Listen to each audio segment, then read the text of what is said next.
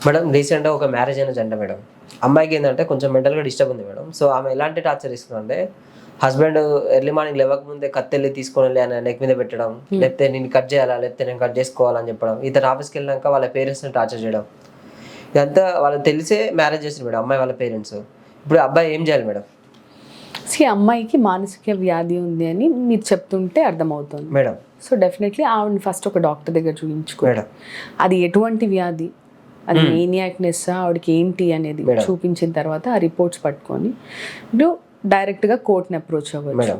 కోర్ట్ని approach అయ్యి అసలు ఈ వివాహము ఒక వివాహంగా పరిగణించబడదు, ఓకే. పూర్తిగా నలిఫై చేసేయచ్చు.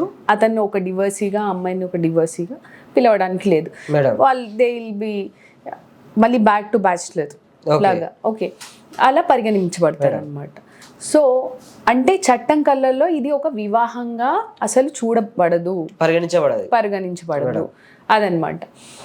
అండ్ పెళ్ళి చాలా ధూమ్ధామ్గా చేశారు అని అంటున్నారు కాబట్టి డెఫినెట్గా దానికి ఒక సివిల్ సూట్ మెయింటైనబుల్.